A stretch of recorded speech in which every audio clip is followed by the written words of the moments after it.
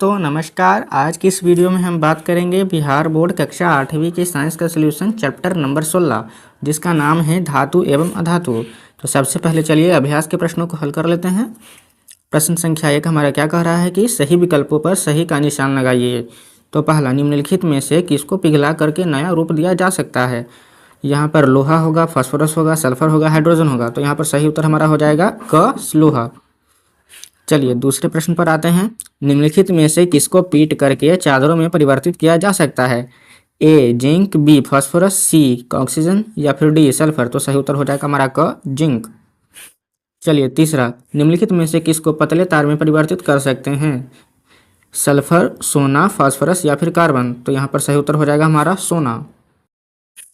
चलिए चौथा, निम्नलिखित में से कौन सी धातु मानव रक्त में पाई जाती है।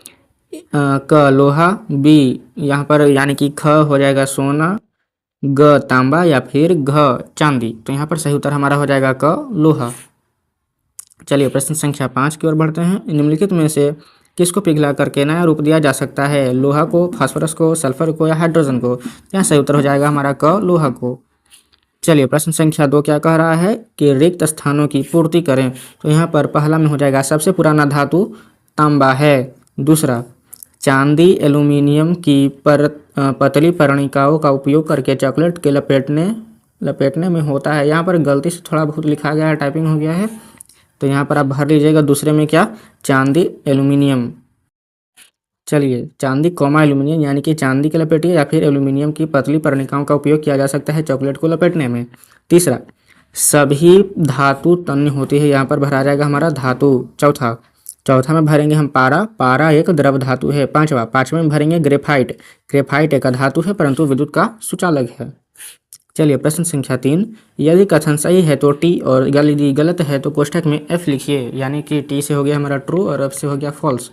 चलिए इसका उत्तर देख लीजिए। यहाँ पर पहले में क्या हो जाएगा, सामान्यतया अधातु अम्लों से अभिक्रिया करते हैं जो कि गलत बात है यानी एफ भर देंगे।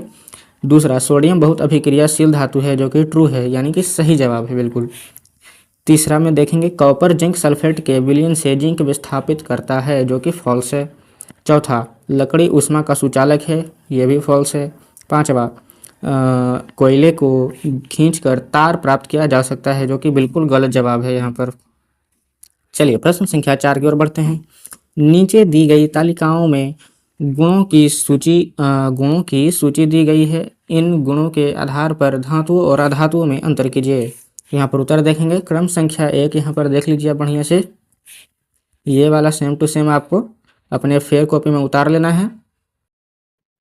चलिए प्रश्न संख्या 5 की ओर बढ़ते हैं। निम्नलिखित के लिए कारण दीजिए। यहाँ पर क क्या है, कॉपर जिंक के उसके लवण के विलयन से विस्थापित नहीं कर सकता। उत्तर देखिएगा, कॉपर जिंक को उसके लवण यानी कि जिंक सल्फेट के विलयन से विस्थापित नहीं कर सकता क्योंकि जिंक कॉपर से अधिक अभिक्रियाशील होता है। एक अधिक अभिक्रियाशील धातु कम अभिक्रियाशील धातु को विस्थापित कर सकता है परंतु कम अभिक्रियाशील धातु अधिक अभिक्रियाशील धातु को प्रतिस्थापित नहीं कर सकता। चलिए दूसरे प्रश्न को देख लेते हैं। फास्फोरस को पानी में रखते हैं जबकि सोडियम और पोटेशियम को मिट्टी के तेल में, ऐसा क्यों। तो इसका सही उत्तर हो जाएगा हमारा, फास्फोरस को पानी में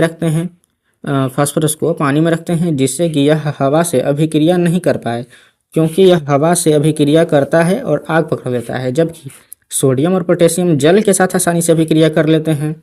यही कारण है कि इसे मिट्टी के तेल में रखा जाता है या मिट्टी के तेल से अभिक्रिया नहीं कर पाते हैं। चलिए प्रश्न संख्या ग, नींबू के अचार को एल्यूमिनियम पात्रों में नहीं रखते हैं, ऐसा क्यों।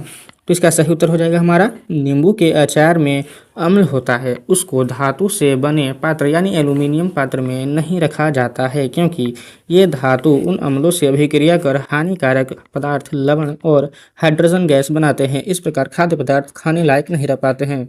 यानी कि दोस्तों आप तो समझ ही गए होंगे, यहाँ पर हमारा अम्ल हो जाता है, अम्ल और प्लस में यहाँ पर क्षार जब मिलता है तो यहाँ पर हमारा बन जाता है लवण और साथ में मुक्त होता है हाइड्रोजन गैस। तो ठीक है दोस्तों आप समझ गए होंगे। चलिए प्रश्न संख्या 6 की ओर बढ़ते हैं।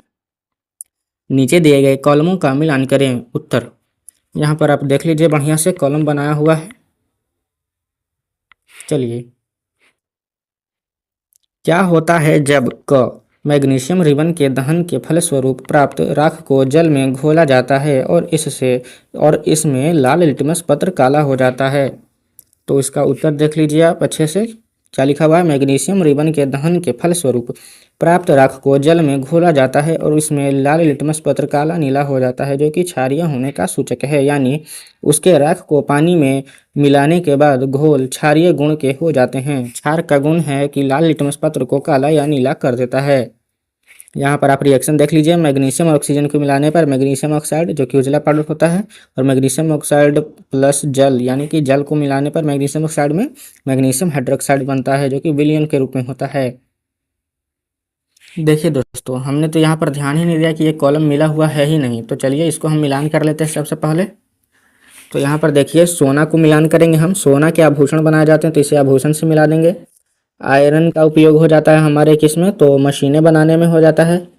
और एल्यूमिनियम का उपयोग होता है हमारा खाद्य सामग्री को सुरक्षित रखने में, यानी कि लपेटने में एल्यूमिनियम फॉइल का उपयोग किया जाता है। और कार्बन का उपयोग यहाँ पर ईंधन के रूप में हम करते हैं। तांबे का उपयोग तार बनाने में करते हैं, बिजली के तार। और पारा का उपयोग हम कर लेते हैं थर्मामीटर में। तो इस प्रकार से आप मिला लीजिएगा। चलिए आगे बढ़ते हैं। प्रश्न संख्या ख, बंद शीशी में जलते चारकोल को डाल करके पानी डाला जाए और नीला लिटमस पत्र डाला जाता है। शब्द समीकरण लिखिए। अच्छा, तो आप यहाँ पर देख लीजिए। यहाँ पर इसका समीकरण क्या हो जाएगा? चारकोल प्लस ऑक्सीजन बराबर हो जाएगा हमारा कार्बन डाइऑक्साइड हवा से। यहाँ पर हवा में हो जाएगा कार्बन डाइऑक्साइड, और जल को मिलाने पर कार्बोनिक अम्ल प्राप्त होता है। नीला लिटमस को लाल कर हो जाता है, क्योंकि अधातु के ऑक्साइड अम्लीय होते हैं। चलिए प्रश्न संख्या 8 पर आ जाते हैं। गोलू ने एक बोतल में सोडियम हाइड्रोक्साइड का विलयन बनाया और इसमें लोहे की कुछ पिन डाली। पिन डाली। एक जलती हुई माचिस की तीली शीशी के मुंह पर रखा तो पॉप ध्वनि के साथ माचिस की तीली भभक भभक कर जलने लगी। बताइए कौन सी गैस निकली? तो इसका उत्तर आप देख लीजिए। यहाँ पर सोडियम हाइड्रोक्साइड के विलयन में लोहे का पिंड डाला गया, फिर माचिस की तीली शीशी के मुंह पर रखा तो पॉप ध्वनि के साथ माचिस की तीली भभक कर जलने लगी। पॉप ध्वनि हाइड्रोजन गैस की उपस्थिति को दर्शाता है। यहाँ पर आप शॉर्ट में लिख लेंगे कि सिर्फ हाइड्रोजन गैस यहाँ पर निकली।